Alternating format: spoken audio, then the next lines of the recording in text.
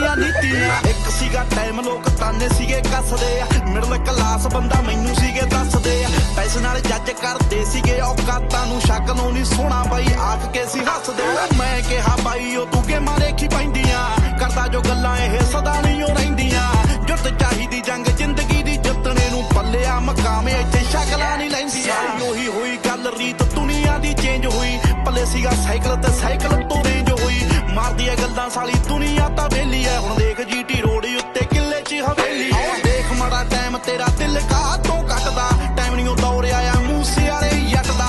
ਜਦੋਂ ਆਈ ਵਾਰੀ ਤੇਰੀ ਆਪੀ ਅੱਗੇ ਜਾਵੇਂਗਾ, ਜਿਹਨੂੰ ਕਰੇ ਰੱਬ ਅੱਗੇ ਉਹ ਪਿੱਛੇ ਕਦੋਂ ਹਟਦਾ। ਬਦਲਾਂਗੇ ਦੌੜਿਓ ਤੂੰ ਗੱਲ ਕਿਹੜੀ ਕਹੀ ਐ, ਦੇਖਿਆ ਅੱਜ ਗੱਭਰੂ ਨੇ ਧੂੜ ਕੱਢੀ ਪਈ ਐ। ਦੁਨੀਆ ਨੂੰ ਉਂਝ ਤਾਂ ਮੈਂ ਕੱਲਾ ਹੀ ਦਵਾਲਦੀ, ਕਿਸਮਤ ਤੋਂ